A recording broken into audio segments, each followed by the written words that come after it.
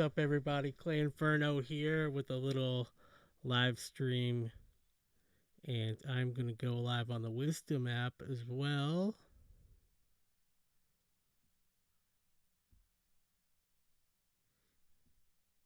This is where you can find me on the Wisdom app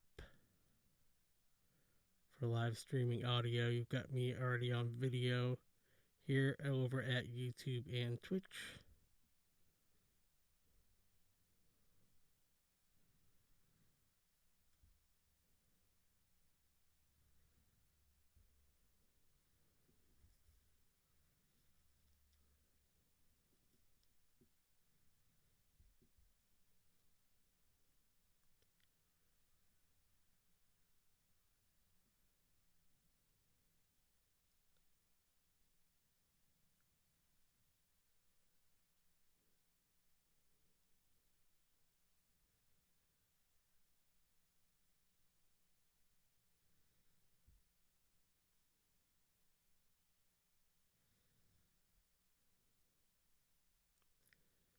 Here I am. I'm live on the Wisdom app as well. Live on this Sunday morning. Sending all blessings to the universe out there. Namaste, namaste, yeehaw. We're doing something a little different here. I'm going to read from my blog at claynferno.substack.com, and then you will have an audio version of the blog post I've already written. But this one's more exciting because you get the podcast version. Also, video. So here we are. Sunday shorts. Claynferno.substack.com. Follow me here at all the links below. Yellowstone Season 4 finale equals 5 cries. And How the West Was Won. Claynferno Sunday Shorts. You can find me on Instagram, Claynferno, Claynferno.substack.com. And, of course, I think this is great.com on wherever you get your podcasts. Never have I tuned the algorithm so quickly on YouTube to my immediate interests. About an hour after completing the Season 4 finale of the top streamed Taylor Sheridan show, Yellowstone, I'm being fed top bull rider videos from Vice News, stories from the bunkhouse, from the franchise itself, and Peter Travers and Kevin Costner's making of Yellowstone interview, which was kind of around Season 2 era, worthy of, and linked below at the Substack. Here's a few points taken out of that interview, plus some new news about Kevin Costner. Kevin Costner was pitched Yellowstone as a 10-part movie, shot the pilot before he knew it was going to be an ongoing series. The actor only has about 5 to 10 Western movies he thinks are really up to snuff. And after seeing How the West Was Won at a 6th birthday party, Costner himself built 3 canoes before he was 18, after admiring James Stewart in How the West Was Won. Another news, Kevin Costner is set up to start shooting period western called Horizon in August of this year. They hope this doesn't take him off the Yellowstone project. I don't think that it will, but he is writing and directing that movie, which I'm looking forward to. I also went and bought How the West Was Won, the HD restoration to watch on my big 4K TV, which I am enjoying immensely so far. I'm about halfway through it, and I see what he's talking about with the canoe that becomes very important in the story of the movie itself. Now, there's this 20-minute long interview with Peter Travers I was mentioning that gives some insight into the man who is and plays John Dutton on the show. I saved the Costner interview for later in my YouTube session after Battery of Entertainment Tonight interviews with him and other stars of the show. For the record, I've been watching this mostly, that is to say, Yellowstone on my own. This is not a show I watch with my long suffering partner, Stacey, who I keep telling to cowboy up, and I'm sure is very sick of it by now. Tonight, one of her burlesque troupe members was here, and they're off to prepare for her show. And somehow I made it through the season finale of Yellowstone, season 4, and I've only cried 5 times while they were in the other room. So I have 1883 to watch now. I'm sad to say that I'm caught up. What an amazing show. For the record, back to Costner for a second. I cry at the scene where in Man of Steel he says, "You are my son," to his adopted son, Kal-El. Yes, Superman, I had to bring it back to comic books somehow. Every damn time I see that movie, I cry. So at least 3 of the cries from this season finale of Yellowstone, season 4, were from some father-son moments in the show. And if you know the show, there's father-son moments with people that aren't biological fathers, father figures in people's lives. Harkening back to the adopted son of Krypton for Ma and Pa Kent. There's a lot of bonding going on there. So I just think that he's great. So I discovered something pretty recently that goes along with my Yellowstone binge and carrying on. And now things are starting to make a lot of sense. I'm really enjoying my big new TV with Yellowstone. There's these beautiful vistas that they show. Lots of cowboy stuff going on, but it looks really good. So Tyler Sheridan, the real-life cowboy and actor and creator of the show, is responsible for one of my favorite movies in recent years, Sicario, and its sequel, though that one's not really as good in my opinion, Sicario: Day of the Soldado. Now, one time at my friend's wedding, we were in Puerto Rico, and Benicio del Toro was there at the same resort hotel. My friend's little brother went over and said hi. I didn't feel like bothering him, but I always thought that was like a little cool little side note. You could have probably filmed Sicario at this resort hotel that we were staying at, or where the wedding was at. So, congrats to Chrissy and Rob. It's been a long time now since that trip, but it was cool. There was a portrait of President Obama and the First Lady, who had also stayed at that place. There was parrots. It was very cool. Anyways, prior to my recent deep dive into the show Yellowstone, I had credited the Sicario director Denis Villeneuve, or however you say it. I'm not going to say I did that right. I never took French. I took Spanish in class. But with the genius of sort of the whole storytelling, I thought it was Villeneuve's vision. And visually, yeah, he's my favorite working director right now. I love the way that looks. I love the way Blade Runner looks. And I just think he's a fantastic director. And whoever uses for his director of photography, like, those guys are a great, great team. And I love the overhead shots and the drone shots and helicopter shots that they always show. This big sweeping vistas. I do like this kind of what Costner was saying in his interview about just seeing like the big wide scope of like even how the West was drawn, which was, I found out, was shot in 3 different cameras to be projected in CinemaScope. But I'm not a movie expert. I just picked this stuff up today. But yeah, I love the overhead shots, the sweeping vistas, as the saying, and but the story itself in the movie is very cool. You must have to have some sort of insider information about how drug cartels work, or how this war kind of comes to be, and also just the believability of it all. So it's very believable fiction, even if it's not real. I don't know what's real. I don't follow these things. I don't know how cops work from the inside, but they make it look very cool.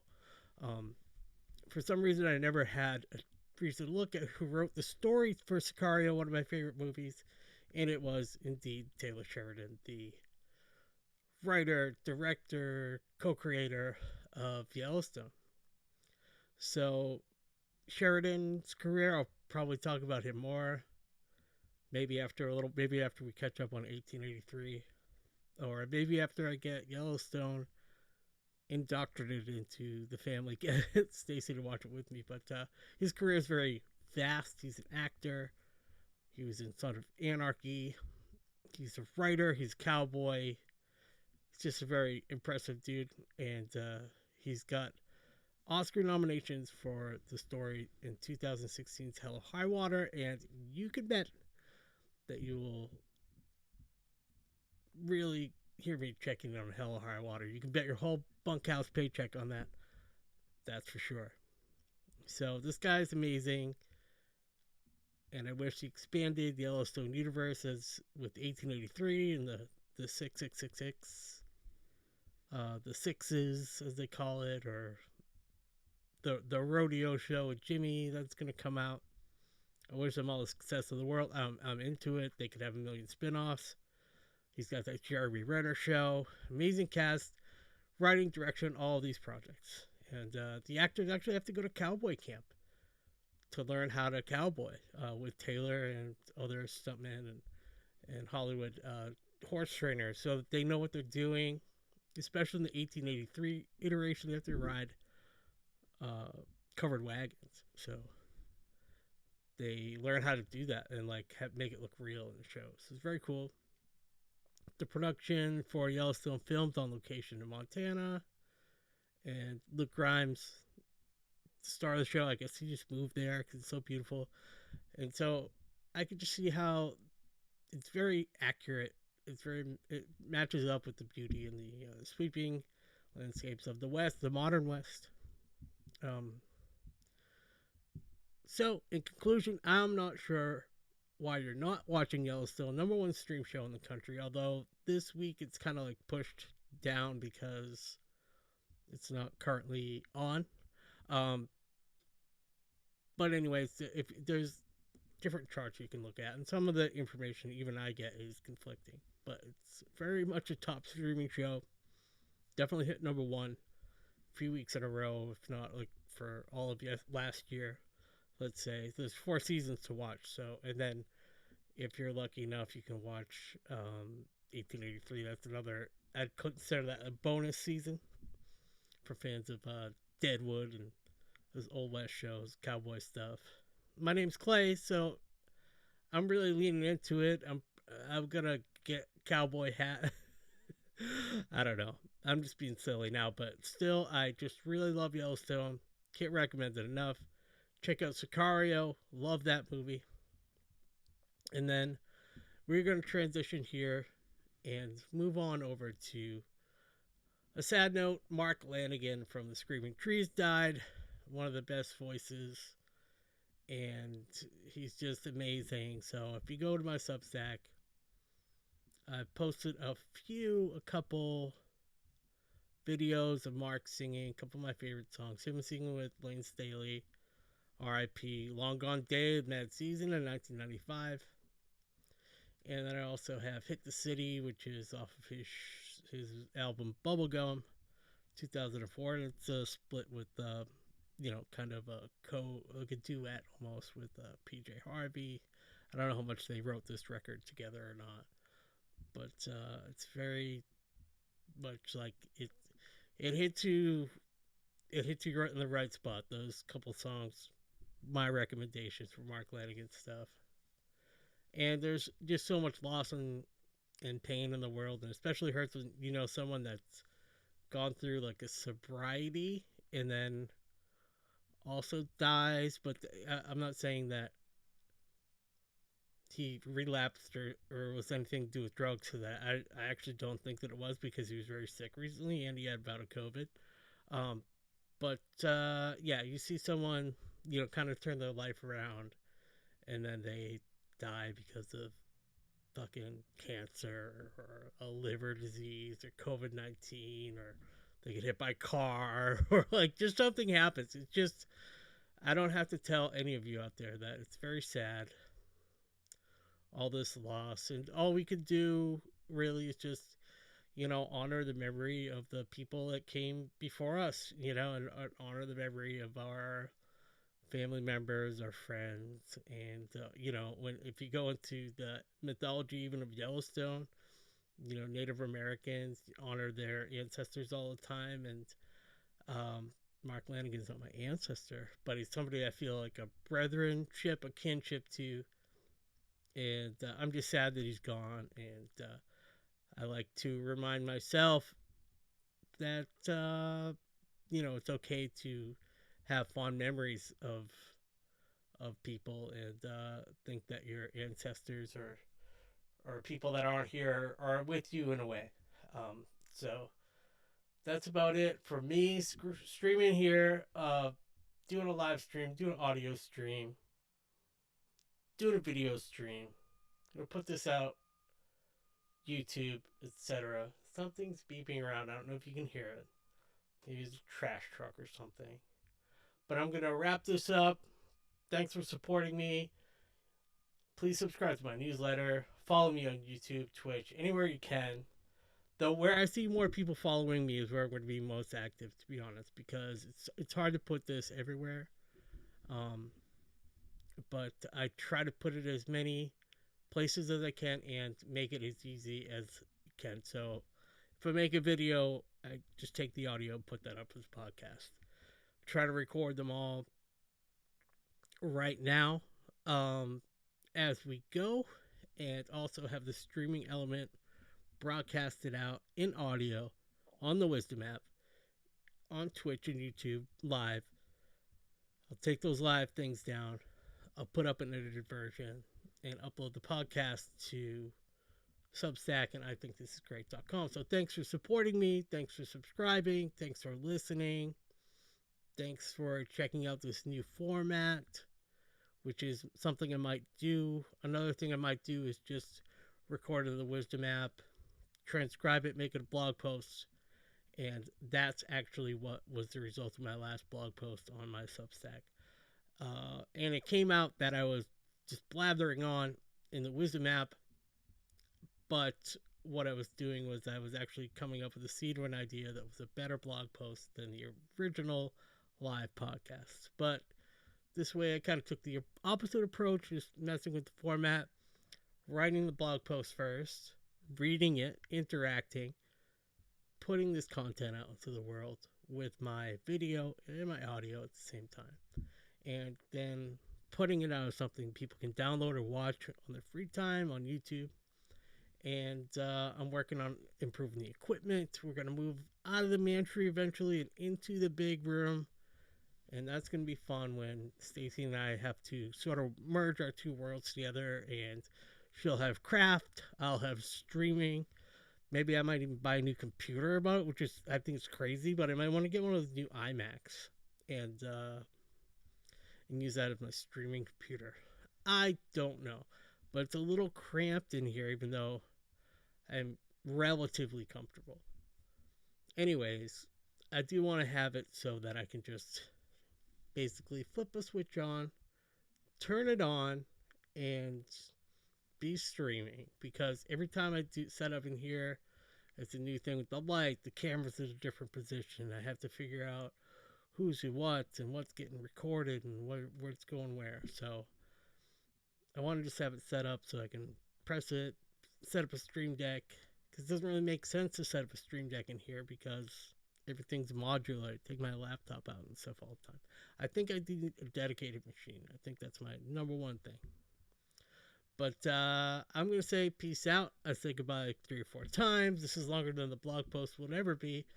But I did have some fun chatting. So I will talk to you